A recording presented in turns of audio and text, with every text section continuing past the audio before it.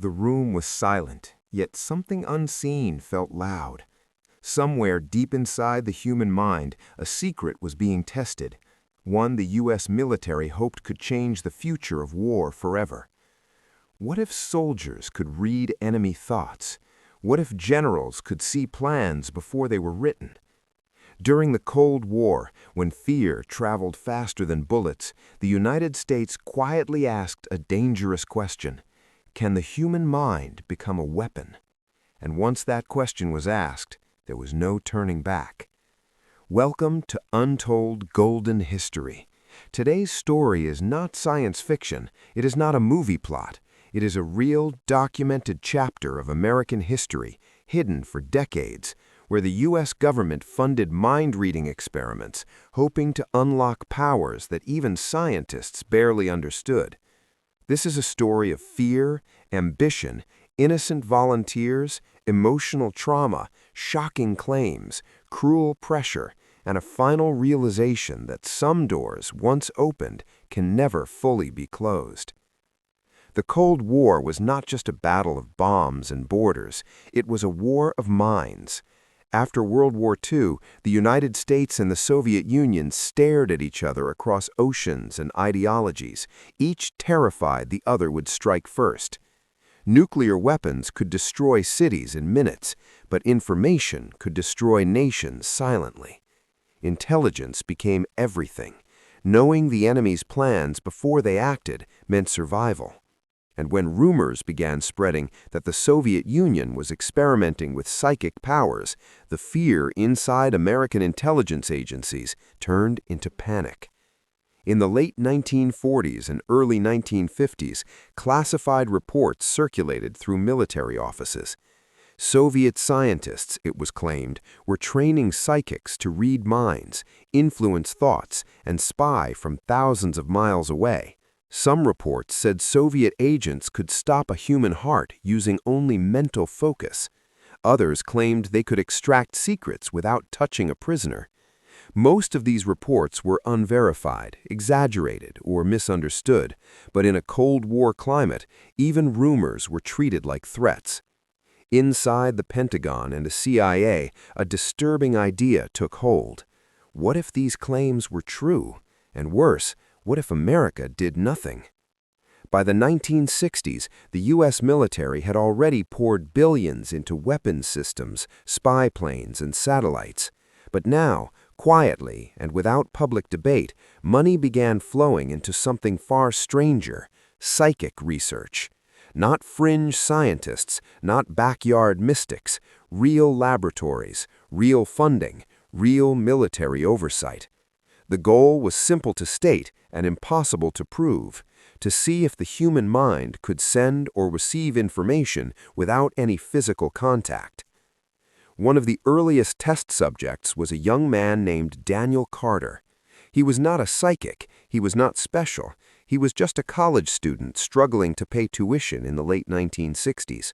When he saw an advertisement asking for volunteers for a government-funded cognitive perception study, he thought it was harmless. The pay was good, the questions seemed simple. He had no idea his participation would haunt him for the rest of his life. Daniel remembered the first day clearly. The building had no signs, no flags, just gray walls and security guards who checked his ID twice. Inside, scientists spoke calmly, kindly. They told him the study was about perception and focus. They did not say the words mind reading. They did not mention the military. Daniel signed the papers anyway. He needed the money. The first experiments were simple. Daniel was placed in a quiet room, blindfolded, headphones blocking sound. In another room, someone stared at an image, sometimes a shape, sometimes a location, sometimes a photograph. Daniel was asked to describe whatever came into his mind. At first it felt silly. He guessed, he imagined, he failed. Most of the time he was wrong. But once, just once, something strange happened. He described water, cold water, a long bridge, metal cables. When the blindfold was removed, the scientists exchanged looks. The image in the other room was the Golden Gate Bridge. They told him it was coincidence, but their tone changed after that. Daniel was asked to return again and again. Each time the experiments grew longer, the questions more intense. They asked him to focus harder, to push past mental limits. Sometimes he left with headaches so strong he vomited in the parking lot. Other volunteers cried during sessions. Some quit. Others stayed, driven by money or curiosity or the quiet pressure of authority figures, reminding them this work was important for national security. By the early 1970s and 1980s, the program expanded. It had different names across different agencies, but the core idea remained the same: telepathy, remote viewing, mind-to-mind communication. The most famous of these efforts would later be known as the Stargate Project, though at the time even the name was classified. Military leaders wanted results, not philosophy, not theories. They wanted usable intelligence. Could a psychic describe a hidden Soviet base? Could they sense missile launches? Could they detect enemy intentions before an attack? Some sessions produced results that shocked even the skeptics. Remote viewers described locations they had never seen, later matching satellite photos with disturbing accuracy. They spoke of underground facilities, guarded rooms, strange machines. Sometimes they were wrong, sometimes they were close enough to raise eyebrows. In intelligence work, close could be enough. But behind these reports was a darker reality. The volunteers were human beings, not weapons. Many were sensitive, emotional, and deeply affected by the experiments. They were pushed to their limits. When sessions failed, some were told they were blocking important information. When sessions succeeded, pressure increased. Sleep deprivation became common. Isolation intensified focus, but damaged mental health. One woman, later identified in declassified documents as Subject 014, suffered severe anxiety and recurring nightmares. She claimed she could feel other people's emotions bleeding into her own. She described being unable to separate her thoughts from others. The military doctors labeled it psychological strain. The sessions continued. The cruelty was not always physical, it was subtle, emotional. Volunteers were made to feel responsible for national security.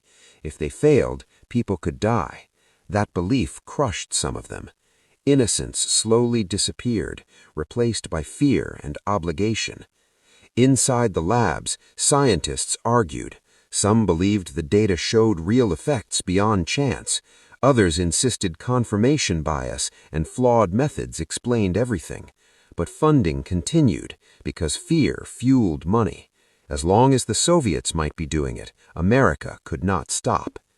By the late 1970s and early 1980s, cracks began to show.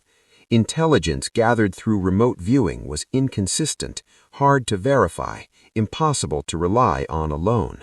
Some missions based on remote viewing failed completely. Skeptics gained power. Auditors demanded proof. Then came the realizations. Reports admitted that many successes could not be replicated, that emotional harm to participants was real, that billions had been spent chasing something that might never be fully understood. Slowly, quietly, programs were reduced, renamed, buried deeper in secrecy. For Daniel Carter, the end did not bring peace.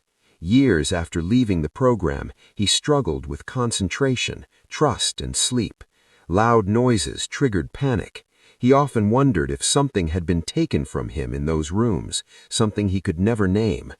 When the government later declassified parts of the program in the 1990s, he felt both validated and betrayed.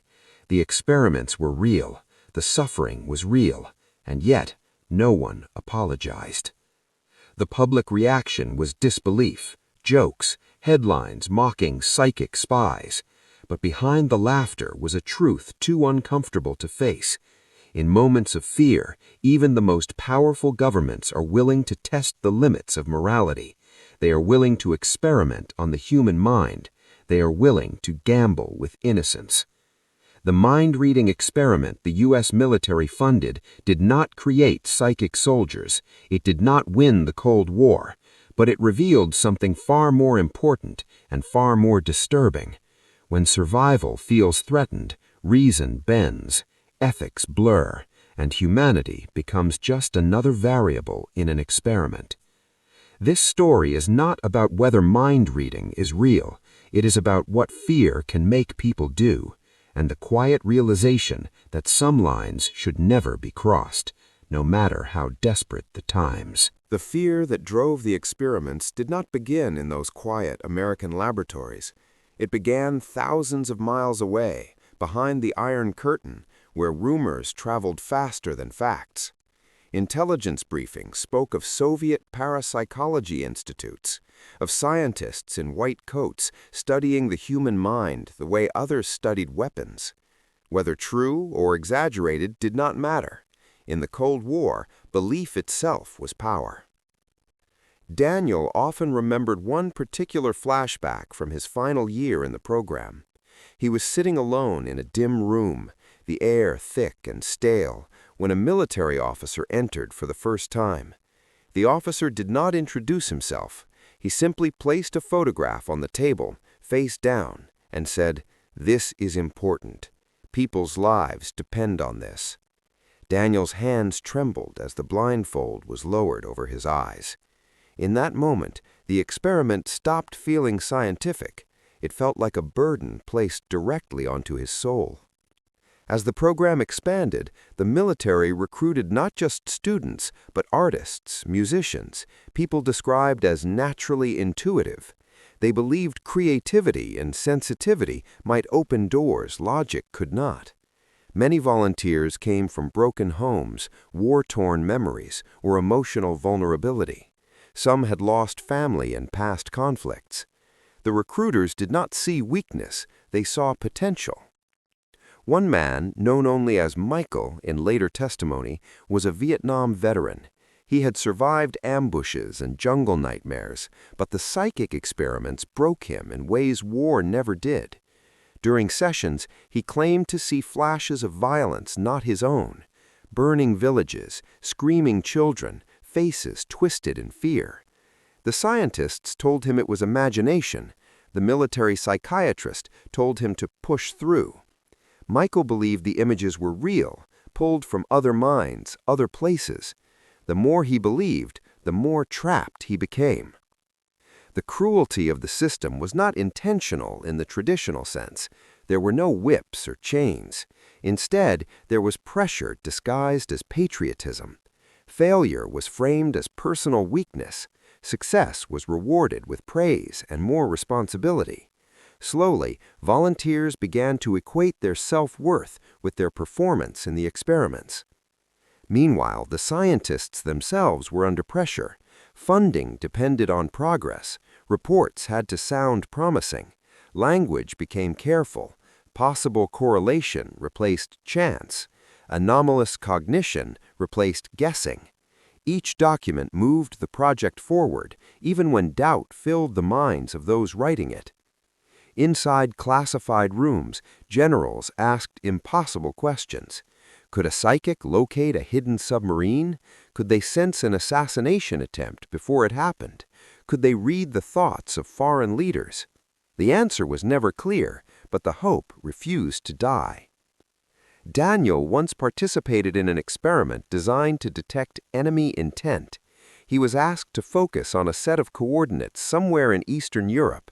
As he concentrated, his chest tightened. He described fear, tension, men waiting, weapons nearby. Later, intelligence reports suggested military activity in the area, but nothing unusual enough to confirm his vision. The ambiguity was both the program's fuel and its curse. At night, Daniel began to dream differently. His dreams felt crowded, voices overlapped, faces appeared without names. He woke up exhausted, unsure where his thoughts ended and others began. He stopped telling his friends about the work. How could he explain something he barely understood himself? Across the country, similar stories unfolded in different facilities. Some volunteers experienced emotional numbness. Others became hypersensitive, crying without knowing why. Relationships suffered. Families noticed changes. But secrecy agreements silenced complaints. Even spouses were kept in the dark. As the 1980s approached, the political climate shifted. New administrations questioned old programs. Budgets tightened. Skeptics gained authority. Independent reviews were ordered. For the first time, the experiments faced true scrutiny. Scientists were asked to replicate results under controlled conditions. Many failed. Patterns disappeared. Success rates dropped. What once seemed extraordinary now looked ordinary when stripped of suggestion and expectation. The realization was slow and painful. For some within the program, denial set in. They argued that skepticism itself blocked psychic ability, that disbelief weakened results. But others began to accept a harder truth, that the human mind is powerful, but not in the way they hoped. Daniel was present the day one senior researcher quietly admitted, "We may have been chasing ghosts." The words hit harder than any failure. Years of effort, suffering, and sacrifice suddenly felt fragile, meaningless. When funding was finally reduced, there was no ceremony, no announcement. Volunteers were simply told sessions were ending. Counseling was minimal. Follow-up support almost non-existent. People were sent back into normal life, carrying experiences no one else could understand. For Michael, the Vietnam veteran, the end came too late. He struggled with depression and paranoia long after leaving the program. He believed fragments of other people's thoughts still lived inside him. Therapy helped, but scars remained. He later said the experiments taught him one thing: war does not always need bullets to destroy someone. In the 1990s, fragments of the truth reached the public. Declassified documents confirmed what many had mocked for years. The U.S. government really had funded psychic research. Media coverage was sensational. Late-night jokes followed. The human cost was rarely mentioned. Daniel watched those news segments in silence. He felt anger, then sadness, then something closer to acceptance. The world laughed because it was easier than facing what fear had driven powerful institutions to do. Looking back, historians would later describe the mind-reading experiments as a mirror of their time, a period when nuclear annihilation felt one mistake away, when leaders believed any advantage, no matter how strange, was worth exploring. The Cold War twisted logic, bending science toward desperation. Yet within that darkness, there was also a quiet lesson. The experiments failed not because the volunteers lacked ability, but because the human mind is not a machine. It cannot be forced, measured, or weaponized without consequence. Emotion, trauma, belief, these elements resist control. Daniel eventually found peace in small ways. He returned to school. He avoided discussions about psychic powers. He focused on ordinary life, ordinary thoughts. But sometimes, late at night, he still wondered if the experiments had changed him permanently, if a door had been opened inside his mind that would never fully close. The Cold War ended without psychic warfare. No telepathic armies emerged. No telepathic spies changed history.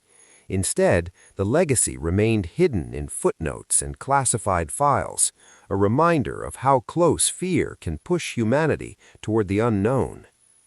And beneath it all lay a realization both simple and haunting. The greatest danger was never the enemy's mind. It was what we were willing to do to our own. When fragments of the program finally reached the public, the truth did not arrive all at once. It leaked slowly, like water seeping through cracks in a wall that had stood for decades. A memo here, a budget line there, a declassified sentence stripped of context. Most people dismissed it as nonsense, but for those who had lived inside the experiments, every new document felt like a memory being pulled back into the light. Daniel remembered the first time he saw the word psychic used openly on a television screen connected to the U.S. military. The anchor laughed softly before moving on. That laughter hurt more than the secrecy ever had. Years of fear, pain, and confusion were being reduced to entertainment. Some former volunteers began to speak anonymously. They described rooms without windows, hours of mental strain, and the quiet emotional damage that followed them into normal life. Many were still afraid. Secrecy agreements lingered in their minds like invisible chains. Others felt guilt, believing they had failed their country by not producing results. One woman, known publicly only as Sarah, broke down during an interview years later. She spoke about how the experiments had taught her to doubt her own thoughts. "When you're told your mind is a tool," she said, "you forget it's also your home." Her words resonated with thousands who had never entered a laboratory but understood the pain of being used. Inside government offices, reactions were mixed. Some officials defended the program, arguing it was necessary given the fears of the time. Others admitted privately that ethical lines had been crossed, but accountability was elusive. The Cold War had created many shadows, and this was just one more. Daniel often replayed moments from the experiments in his mind, trying to find meaning. He remembered a session where he had been pushed beyond exhaustion. The scientist's voice had been calm, almost gentle, as Daniel's hands shook. "Just a little more," the voice had said. That phrase haunted him. It symbolized the entire project, always pushing, never stopping, never asking what it cost. As more information surfaced, historians began to examine the cultural context. America was terrified of falling behind. Sputnik had shocked the nation. Vietnam had shaken confidence. Watergate had damaged trust. In that climate, believing in extraordinary solutions felt comforting. Psychic research promised certainty in an uncertain world. Yet the human cost remained largely invisible. Michael, the veteran, tried to rebuild his life after the program ended. He volunteered at shelters. He avoided crowds. Sometimes he would sit alone, convinced he could feel others' anger and sadness brushing against him. Therapy helped him understand that trauma, not telepathy, explained his experiences. That realization brought relief and grief. The images felt real. Losing them felt like losing a strange part of himself. For many participants, karma arrived not as punishment, but as understanding. They realized they had been caught between fear and authority. They were not foolish. They were human. The military eventually concluded that psychic research did not provide reliable intelligence. Official reports stated the results were inconsistent and operationally useless. Funding ended. Files were archived. The chapter closed quietly. But closure did not come for everyone. Daniel attended a small reunion years later, organized privately by former volunteers. They met in a modest community center, unsure what to say at first. As stories emerged, so did tears. Some spoke of lost relationships, others of careers derailed by mental health struggles. Yet there was also warmth, a shared understanding. They had survived something no one else could fully grasp. One man said softly, "They wanted us to see into other minds, but they never looked into ours." Silence followed, then nods. That sentence captured everything. As the years passed, the story of the mind-reading experiment became a cautionary tale taught in ethics classes and whispered among intelligence historians. It represented a moment when ambition outran wisdom, when cruelty wore the mask of necessity. Daniel found his own form of peace through writing. He documented his experiences, not to accuse, but to remember. He wanted future generations to understand that progress without compassion leads nowhere, that fear can make even good people justify harm. The final realization came slowly. The experiments had not failed because the mind was weak. They failed because the mind is deeply connected to emotion, trust, and dignity. Strip those away, and nothing meaningful remains.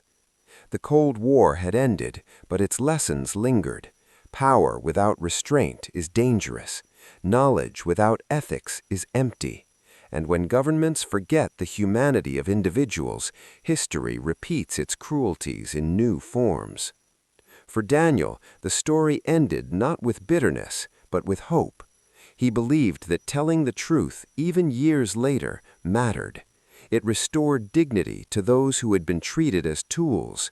It reminded the world that some experiments should never be repeated. The mind-reading project did not give America an advantage. Instead, it gave a warning, etched quietly into the past, that the greatest strength of a nation lies not in controlling minds, but in protecting them. Time did not erase what the experiments left behind. It only softened the edges enough for people to survive. Years passed, governments changed, and new threats replaced old ones. But for those who had given their minds to the program, the past remained close, like a shadow that stretched longer at night. Daniel often wondered who he would have been if he had never walked into that gray building. He imagined a simpler life, one where his thoughts felt private, untouched. Instead, he carried a constant awareness of his own mind, as if it were a fragile object that could break if handled too roughly. This awareness followed him into every job interview, every friendship, every quiet moment before sleep. The Cold War had taught nations to fear annihilation, but it had also taught individuals to fear themselves. Some former volunteers became obsessed with self-control, terrified that stray thoughts might reveal something dangerous. Others shut down emotionally, convinced that feeling too deeply made them vulnerable. In government circles, the legacy of the psychic programs became uncomfortable history. Younger analysts read the files with disbelief. How, they asked, could such a thing have been funded? Older officials answered with silence. They remembered a time when fear justified almost anything. One classified internal review, never meant for public eyes, admitted that the greatest mistake was not wasted money, but underestimating the psychological cost to participants. That sentence, buried deep in a report, carried more truth than any headline. Daniel met Sarah again years later, long after her anonymous interview aired. They recognized each other immediately, not by face, but by the way they spoke about the past, carefully, as if words themselves carried weight. Over coffee, she admitted she still struggled to trust her own instincts. "They told us our minds were powerful," she said. "Then they showed us how easily they could be pushed." Their conversation drifted to the idea of karma, not as punishment, but as consequence. The program had ended, but the lesson returned again and again in new forms. Governments became more cautious about human experimentation. Ethics boards gained power. Consent laws strengthened. Progress came slowly, built on the pain of those who came before. Yet not everyone found meaning in the aftermath. Michael's health declined in his later years. He suffered from chronic anxiety, his body reacting to stress long after the danger was gone. In moments of clarity, he spoke about forgiveness, not for the system, but for himself. He had believed he was helping protect others. That belief, flawed as it was, came from a place of innocence. As the world moved forward, technology achieved what psychic research never could. Satellites became sharper, computers faster, surveillance more precise. The irony was bitter. The mind had been pushed beyond its limits, only for machines to take its place. Daniel watched these developments with mixed emotions: relief that no one would be asked to endure what he had, sadness that his suffering had been part of a path that led elsewhere. He realized then that history often advances through failed attempts, leaving human stories behind, like footprints in the snow. The final declassification of documents brought a wave of renewed interest. Podcasts, documentaries, and articles revisited the experiments with dramatic flair. Some focused on mystery, others mocked the idea entirely. Few captured the emotional truth. Daniel refused most interview requests. He did not want his pain turned into spectacle. Instead, he chose quiet advocacy. He spoke to students about ethics, about the responsibility that comes with power. He reminded them that curiosity without compassion can become cruelty. His words carried weight not because they were dramatic, but because they were lived. One evening, while reviewing old notes, Daniel found a phrase he had written years earlier during a session: "I feel watched from the inside." Reading it now, he understood what he had meant. The experiments had taught him to observe his own mind as something separate, something to be evaluated. Healing meant reclaiming it as his own. As the story of the mind-reading experiments settled into history, it became less about whether psychic abilities existed and more about what fear can justify. The Cold War ended without the apocalypse many had feared, but the damage done in preparation for that apocalypse remained. Daniel came to a final realization as he grew older. The experiments were born from a desire to control the unknown, but the unknown is not meant to be conquered, it is meant to be respected. When humanity forgets that, it risks losing itself. The greatest irony of the program was this: in trying to read minds, the system failed to understand hearts. It measured outcomes, not suffering; data, not dignity. As Daniel closed his notebook, he felt something close to peace, not because the past was resolved, but because it had been acknowledged. That acknowledgement, however quiet, mattered. The story was nearing an end, not with answers, but with understanding. The mind-reading experiment the U.S. military funded did not unlock secrets of consciousness. Instead, it revealed a deeper truth, that power driven by fear can turn even imagination into a weapon. And once that realization took root, it refused to be forgotten.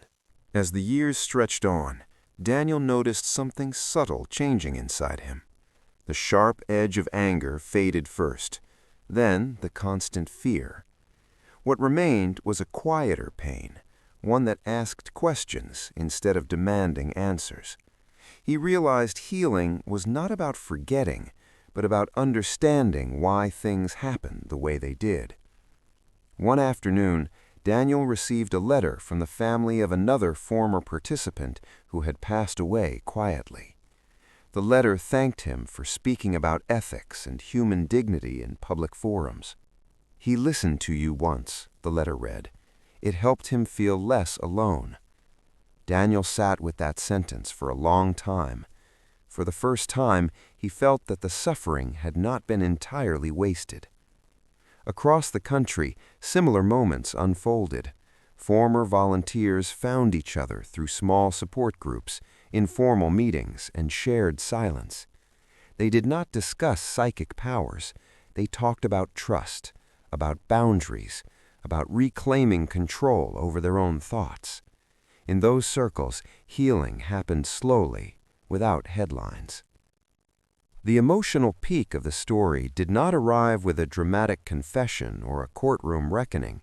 It arrived in ordinary moments: a man forgiving himself for believing in authority, a woman learning to trust her instincts again, a veteran sleeping through the night without nightmares for the first time in years. Daniel often reflected on the cruelty hidden inside good intentions. The scientists were not monsters. Many genuinely believed they were protecting their country. But belief, when unchecked, can become dangerous. It can silence doubt. It can justify harm. That realization became the moral core of Daniel's story. The Cold War mindset had framed everything as survival, us versus them, win or be destroyed. In that framework, individual suffering felt small, replaceable. But history, Daniel realized, is built from individual lives. Ignore those lives and history becomes hollow. One evening, Daniel was invited to speak at a small university class studying intelligence ethics. The students listened closely as he described the experiments, not the techniques, but the emotional cost. He told them about the moment he realized his thoughts no longer felt private, about the pressure to perform, about the quiet shame of failure. A student asked, "Do you think it was worth it?" Daniel paused. He thought of Michael, of Sarah, of the countless unnamed volunteers. "No," he said softly, "because the lesson could have been learned without hurting people." That answer stayed with the students. Some later wrote to him, saying it changed how they viewed national security and human rights. That was the ray of hope Daniel had not expected, the idea that truth, even delayed, could still protect others. Meanwhile, official narratives continued to minimize the human impact. Reports focused on inefficiency, not trauma. But outside official channels, the real story survived through testimony, memory, and quiet courage. As technology advanced, new ethical debates emerged: artificial intelligence, neural interfaces, brain-computer connections. Daniel watched these discussions carefully. The language felt familiar: promises of advantage, whispers of necessity. He spoke out whenever he could, reminding audiences that the human mind is not just a resource, it is a responsibility. The karmic realization of the mind-reading experiment was not punishment, but transformation. The program failed to control minds, but it reshaped how future research approached consent and ethics. Regulations strengthened, oversight increased, painful lessons became safeguards. Daniel's personal journey reached its emotional climax during a visit to a memorial for Cold War veterans. Names were etched in stone, representing visible sacrifices. Nearby, unseen sacrifices remained unnamed. Daniel stood quietly, acknowledging both sides. He felt sorrow, but also pride in survival. He understood now that innocence is not something lost forever. It can be redefined, not as ignorance, but as compassion regained. The volunteers had been innocent in their trust. They became wise through experience. Late one night, Daniel reread his old journals. He no longer felt invaded by the words. They belonged to him again. That sense of ownership marked the true end of the experiment in his life. The story of the mind-reading experiment was never about psychic ability. It was about power, fear, and the human cost of chasing certainty in an uncertain world. Its emotional peak lay not in mystery, but in empathy. As Daniel closed the final journal, he felt a quiet certainty. The truth, once buried, had surfaced, and in surfacing, it had done something extraordinary. It had given meaning to suffering. The world moved forward, carrying the lesson forward with it. Some experiments must remain untried. Some questions must be asked with humility, and some mistakes must be remembered so they are never repeated. The end was close now. Not dramatic, not loud, but honest. In the final years of his life, Daniel no longer introduced himself as a former participant in a secret program. He was simply a man who had learned, through pain, what it meant to protect the human mind. The experiments had taken something from him, but they had also given him clarity, a truth carved slowly through years of reflection.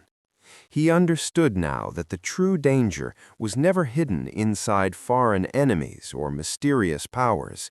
It lived inside unchecked fear. Fear that whispered urgency. Fear that demanded shortcuts. Fear that convinced leaders they could gamble with human dignity and call it necessity. When Daniel looked back at the Cold War, he saw a world trembling on the edge of destruction. In that fear, governments chased certainty wherever it appeared, even in the shadows of the mind. The mind-reading experiment was not madness, it was desperation wearing the mask of innovation.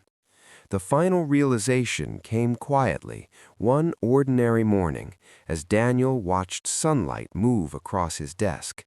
His thoughts felt calm, private, his own. That simple feeling, so ordinary to most, felt profound to him. It meant the experiment was truly over. He no longer felt watched from the inside. Daniel wrote one last reflection, not for history books, but for himself. He wrote that progress without ethics is empty, that power without compassion is cruelty, and that the human mind, once treated as a weapon, must be healed before it can be trusted again. Across the country, similar realizations echoed in small, unseen ways. Former volunteers aged quietly, carrying stories that few would ever hear. Some found peace, some carried scars, but all had contributed, unwillingly, to a lesson that reshaped how future research was judged. The mind-reading experiment did not end with triumph or disaster. It ended with understanding. Governments learned that not everything that can be imagined should be attempted. Scientists learned that data without humanity leads nowhere. And history learned, once again, that fear is the most powerful force of all. Today, the story survives not as proof of psychic power, but as a warning. A reminder of how easily noble intentions can cross into cruelty. A reminder that innocence, once lost, demands responsibility from those who took it. Daniel's life ended peacefully, surrounded by ordinary things, a bookshelf, a window, a quiet room. No secrets, no experiments, just a mind finally at rest. His story, however, continued. It lived on in classrooms discussing ethics, in researchers questioning authority, in citizens asking not just, can we, but should we? That is the true legacy of the mind-reading experiment the U.S. military funded. Not hidden powers, not classified victories, but a hard-earned realization that humanity must always come before ambition. And in that realization, there was hope. If this hidden truth moved you, stay with us. Follow this page and subscribe now, because the stories history tried to erase still matter.